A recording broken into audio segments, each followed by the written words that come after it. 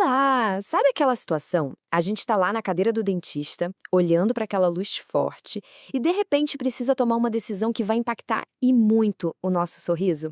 É um momento tenso, né? Pois é, hoje a gente vai mergulhar nesse dilema. A grande questão é essa, né? Salvar o dente que a gente já tem ou partir para uma substituição.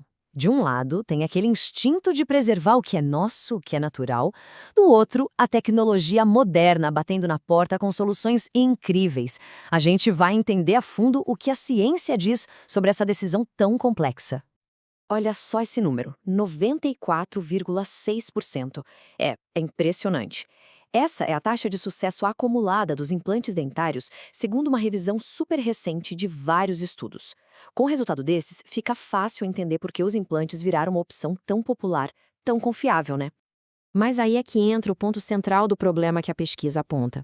O sucesso todo dos implantes acabou criando o que os pesquisadores estão chamando de uma tendência decepcionante. E o que é isso? Dentes que, sim, poderiam ser salvos com o tratamento certo, estão sendo extraídos. Parece que a praticidade da extração está muitas vezes ganhando da ideia de preservar. Então, a gente tem esses dois caminhos se abrindo na nossa frente. De um lado, a filosofia de preservar o dente natural a todo custo, sempre que der. Do outro, a segurança, a previsibilidade de um implante com aquela taxa de sucesso altíssima que a gente viu. É quase uma batalha entre o biológico e o tecnológico. E olha, a resposta certa nem sempre é a mais óbvia. Ok, para ajudar a navegar nessa decisão, os pesquisadores propõem uma coisa: voltar para um princípio básico, fundamental, que deveria guiar toda a odontologia. E esse princípio está bem aqui nesta citação. O primeiro objetivo da odontologia deve ser sempre a preservação dos dentes naturais. É isso, essa é a base de tudo. Antes de pensar em qualquer outra coisa, a meta principal é tentar salvar o que já está ali, claro, se for possível manter esse dente saudável. Tá, mas como a gente transforma esse princípio em uma decisão prática lógica baseada em fatos? Bom, a pesquisa desenvolveu um sistema bem completo para trazer clareza para essa escolha, e ele se baseia em 4 pontos-chave. E são esses aqui. Primeiro, fatores do paciente. Segundo, fatores periodontais. Terceiro, endodônticos. E quarto, os fatores restauradores. É importante entender que um diagnóstico bem feito não olha para uma coisa só, mas sim para um conjunto. É uma visão completa, que olha para a pessoa, para a base do dente, para o que tem dentro dele e se dá para reconstruir por fora. Vamos começar pelo primeiro, os fatores relacionados ao paciente. Isso é fundamental, gente, porque nenhum tratamento acontece isolado, num vácuo. Sabe? A saúde geral da pessoa, os hábitos do dia a dia e, principalmente, o quanto ela está comprometida com o tratamento, tudo isso é peça-chave no quebra-cabeça para ter sucesso lá na frente. E aqui a gente vê exemplos bem práticos disso.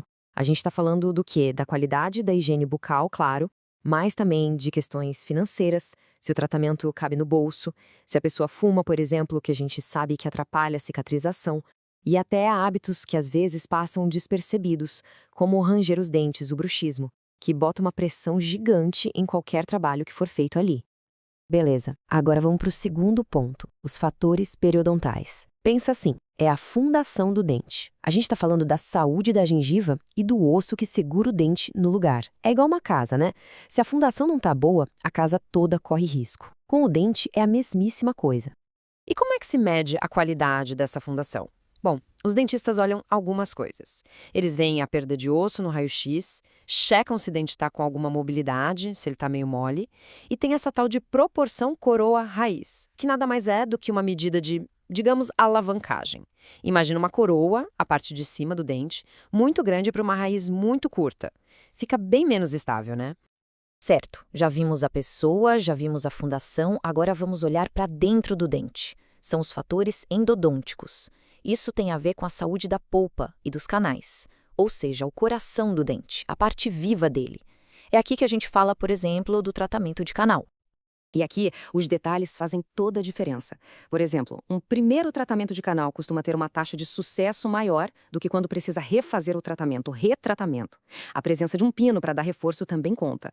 E um ponto super crítico, o risco de uma fratura na raiz. Se isso acontece, aí, muitas vezes o dente não tem mais salvação. E, finalmente, o quarto e último pilar, os fatores restauradores. Ok, a gente já olhou o paciente, a fundação e o interior do dente.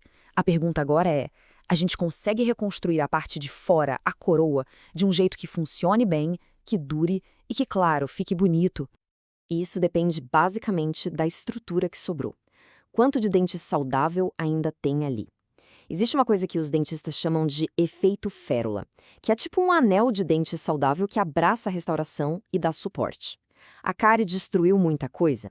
A posição do dente na boca ajuda ou atrapalha a restauração? Tudo isso entra na conta. Ufa, são 4 pilares com muitos detalhes, né? Então como é que a gente junta tudo isso para chegar numa decisão clara? Pois é, agora a gente vai ver a ferramenta super prática que a pesquisa criou para organizar toda essa informação.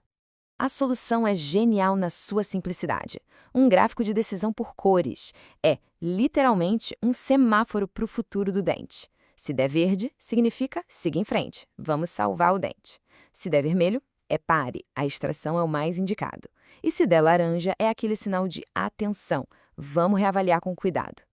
Dá uma olhada nessa versão simplificada para a gente entender. Pega a higiene bucal. Se é boa, sinal verde. Se é ruim, vermelho. E a perda óssea? Menos de 30% de perda, verde. Mais de 65%, sinal vermelho. E aquela estrutura para coroa, o efeito férula? Se tem, verde. Se não tem, vermelho. É incrível como essa ferramenta transforma um monte de dados complexos numa recomendação visual, super direta. E o mais legal disso tudo é pensar como esse conhecimento todo coloca o paciente no centro da decisão. Olha, os benefícios são muito claros. Primeiro, essa organização toda ajuda a ter uma conversa muito mais transparente e informada entre dentista e paciente. Ajuda a gerenciar os riscos de forma mais eficaz. E, no fim, leva a um plano de tratamento em que todo mundo está na mesma página, sabendo que todas as possibilidades foram pensadas. No fim das contas, a conclusão do estudo reforça algo que é super importante. Mesmo com todas as ferramentas e tecnologias, a decisão final ainda passa pelo julgamento clínico, pela experiência do profissional, que se apoia, claro, em décadas de pesquisa e dados. Isso nos leva a uma reflexão final, né? Conhecer essa estrutura não substitui de jeito nenhum a avaliação de um bom profissional, mas com certeza transforma qualquer pessoa de um passageiro passivo para um copiloto, muito mais informado e participativo na sua própria jornada de saúde bucal.